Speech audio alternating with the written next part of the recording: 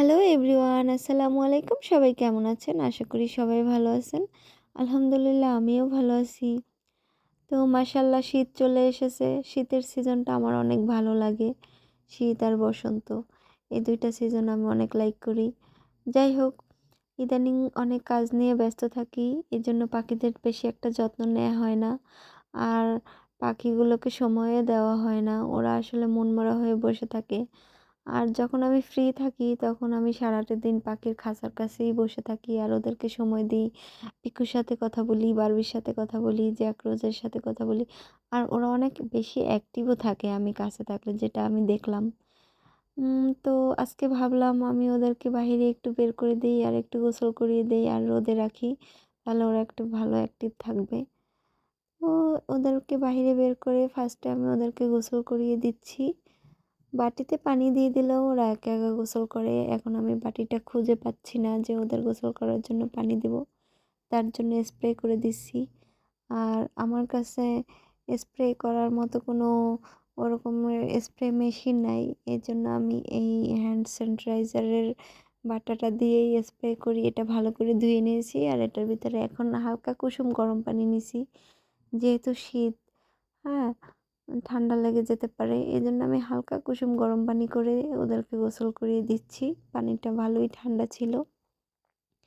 আর আমি এই শীত আসছে তো এজন্য ওদেরকে সকালবেলাও ঠান্ডা পানি দেই না। পানিটা কুসুম গরম পানি করে দেই। যাতে আমার পাখির ঠান্ডা না লাগে। আমি সবসময় এই পুরো শীতের সিজনটাই এরকমেরই করি। আর ১-১.৫ ঘন্টা পর, পর পানিটা চেঞ্জ করে সবসময় আমি ওদেরকে গরম পানি দেই। কখনো ঠান্ডা পানি খাওয়াই না।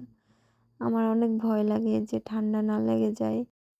আর আমার পিকুটা ইদানিং অনেক মুড অফ করে রাখে, কারণ আমি ওকে বেশি একটা টাইম দিতে পারতেছি না। আর কিভাবে টাইম দিব? নিজেরও তো অনেক কাজ থাকে। আর আমি এই পাখিগুলো একদম শখের বশেই আমি পালি। আমি আসলে পাখি বিষয়ে অত অভিজ্ঞতা না। ঠিক আছে, আমি আমার পিকুকে ৬ বছর যাবত ধরেই পালতেছি। কিন্তু ওরে আমি আমার বাচ্চার মতো করে পালতেছি। আসলে ওর খাবার-দাবার সবকিছুই আমি আমার মতো করেই দেই। আর আমার পাখিগুলো মাশাআল্লাহ ভালোই অ্যাক্টিভ আছে, আপনারা দেখতেই পারতেছেন। তো বড় পাখি অনেকেই আমার কাছে জিজ্ঞেস করতে চায় যে বড় পাখি কিভাবে টেম করে? আসলে আমি তো বড় পাখি এখনো টেম করে দেখি নাই। আমি আমার পিকুকে যখন আনছি ও একদম ছোট্ট একটা লেদা বাচ্চা ছিল। সেখান থেকে ও আস্তে, আস্তে আমার কাছে এরকম বড় হয়েছে। মাশাআল্লাহ এখন আমার পিকুর ৬ বছর।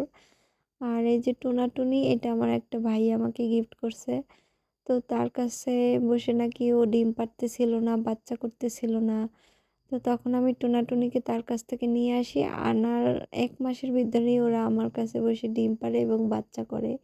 এই নিয়ে ওরা ৩ বার, হ্যাঁ ৩ বার বাচ্চা করলো।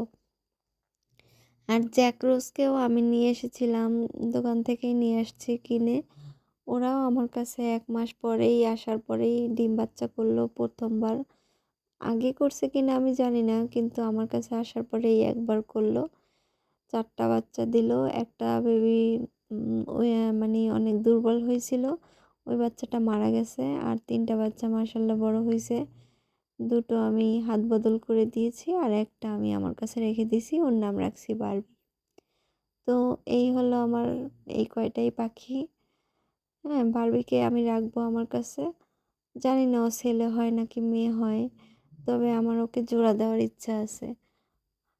জানি না ও জোর খাবে কিনা, কারণ পিকুকেও তো আনার পরে আমি অনেকবার অনেক পাখি কিনে জোর দিছিলাম, বাট ও জোর নেয় নাই। অনেকের কাছেই জিজ্ঞেস করছি কেন জোর নিচ্ছে না। তো সবাই আমাকে বলছে যে টেম করা পাখি নাকি সহজে জোর নিতে চায় না। হ্যাঁ, এই জন্য এখন জানি না কেন জোর নিল না। পিকু কিন্তু চিরকুমার, একদম সিঙ্গেল। ওরে কত সুন্দর, সুন্দর পাখি এনে দিছি, কক্ষনো ও জোর নেয় নাই। তো আপনারা দেখতেই পাচ্ছেন আমার পাখিগুলো কি সুন্দর মাশাআল্লাহ ডানা ঝাপটে, ঝাপটে গোসল করতেছে। আর এদিকে আমার হাতের ১২টা বাজতেছে। মানে আমার হাত ব্যথা হয়ে যাচ্ছে এরকম স্প্রে করতে, করতে। এই যে ডানা মেলে একদম পুরা এনজয় করতেছে ওরা ওরা গোসলটাকে। তো এইভাবে আমি অনেকক্ষণ ওদেরকে গোসল করাইলাম আজকে। তারপরে রোদে রেখে দিছি। ওরা রোদে যখন ওদের গা একদম শুকিয়ে নেবে তখন আমি ওদেরকে বাসার ভিতরে আবার ঢুকিয়ে ফেলবো, বাইরে রাখবো না বেশি টাইম। কারণ আমার আম্মুর অনেকগুলো মুরগি আছে, দেশি মুরগি। বলা যায় না যে পাখি থেকে মুরগি আমি একটু দূরেই রাখি। কারণ ওদের থেকে ওদের আবার না জীবাণু চলে এসে, না রোগ জীবাণু চলে এসে আবার ওদের হয়ে যায়, এই জন্য। কারণ দেশি মুরগি এখানে সেখানে ঘোরাফেরা করে। তো এখন শীতের সিজন, অসুস্থতা বেশি হচ্ছে, পাখি মুরগি এগুলো বেশি অসুস্থ হয়। তো আমি ওদেরকে বাসা থেকে খুব কমই বের করি। যেদিন বেশি একটু রোদ দেখি বাহিরে তখন একটু বাহিরে রোদ দিয়ে কাছেই বসে থাকি, আবার পরে আবার বাসার ভিতরে নিয়ে যাই। হ্যাঁ, আমি যতটা সম্ভব ওদেরকে আমি যত্ন নেওয়ার চেষ্টা করি। আলহামদুলিল্লাহ আমার পাখিগুলো এখন পর্যন্ত অনেক ভালো আছে। আপনারা সবাই দোয়া করবেন যাতে আমার পাখিগুলো সুস্থ সবল থাকে এই শীতে। আমার মনটা অনেক বেশি খারাপ হয় যে শখ করে দুটো মুরগি কিনছিলাম, তো ওইখান থেকে একটা মুরগি মানে হালকা হালকা ঠান্ডা পড়ছে, কখন যে ঠান্ডা লেগে গেছে আমি বুঝতে পারি নাই। তো ঠান্ডা লাগার পরে আমি ওকে রোদে রাখছিলাম। তো বলছিলাম আমি আপনাদেরকে একবার যেরকম অ্যাক্সিডেন্টলি ওই আমার আম্মুর মুরগিগুলো খাঁচার উপরে এত পরিমাণে অ্যাটাক করে, উপর থেকে খাঁচাটা নিচে পড়ে যায়। পড়ে যাওয়ার পরে আমার ওই মুরগিটা মারা গেছে।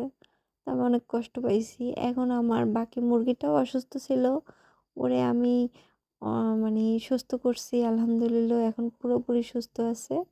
তো ওকে নিয়ে আমি ভিডিও বানাচ্ছি না, কারণ ভাবতেছি যে ওর জন্য একটা মোরগ নিয়ে আসবো কিনে, তারপরে দুইজনের ভিডিও একসাথেই করব ইনশাল্লাহ, আপনাদেরকে দেখাবো।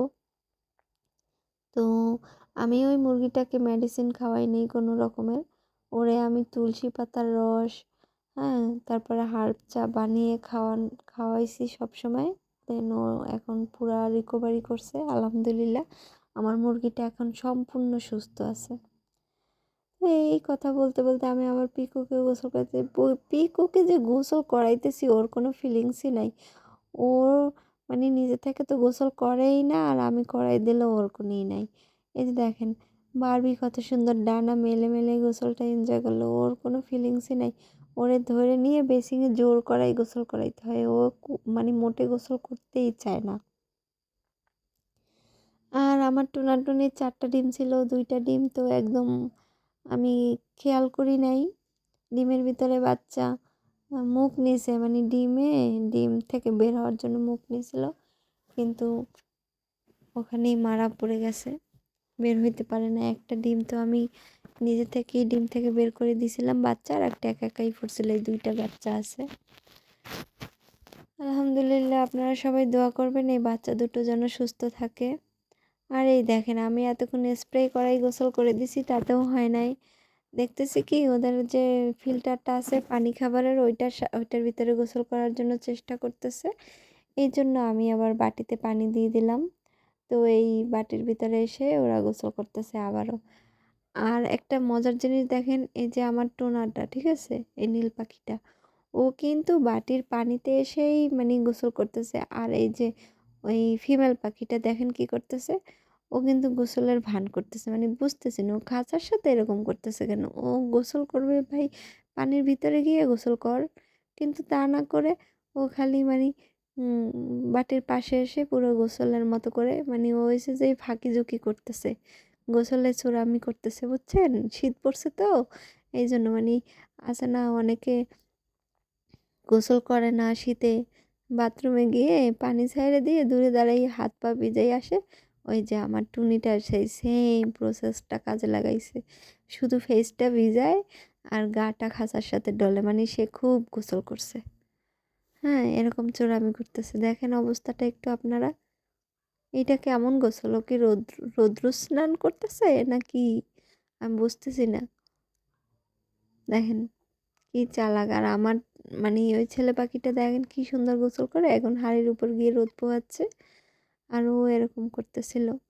ওরে আমি ভাবছি কি ও বাটির ভিতরে নেমে পুরো সাঁতার কেটে কেটে গোসল করবে, কিন্তু না, সে পানির বাটির কাছে এসে এমন একটা ভান করতেছে সে খুব গোসল করতেছে। হ্যাঁ, গোসল করা হয়ে যেতেছে, আবার সে গা ঝাড়তেছে ডালে গিয়া, দেখেন, বুঝতেছি না এটা আবার কোন ধরনের গোসল।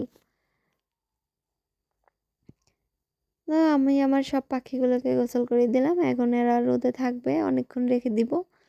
রেখে দেওয়ার পরে যখন ওরা একদম শুকিয়ে যাবে তারপর আমি ওদেরকে বাসার ভিতরে নিয়ে যাব। ও এরকমই করতেছে কতক্ষণ ধরে আমি বুঝতেছি না। আমি আসলে এটা কেমন গোসল? যাই হোক, আপনারা আমার পাখিগুলোর জন্য দোয়া করবেন, জানি ওরা এই শীতে সুস্থ থাকে আর আমি যেন ওদেরকে সুস্থ রাখতে পারি। আর আমিও দোয়া করি আপনাদের সবার শখের পাখিগুলো এই শীতে ভালো থাকুক, কোনো সমস্যা যেন না হয়, আর পাখিদের বেশি বেশি যত্ন নেবেন। আজকের ভিডিওটা এই পর্যন্তই।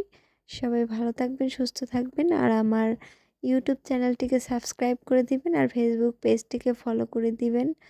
ভিডিওটা আজকে এই পর্যন্তই। আল্লাহ হাফেজ।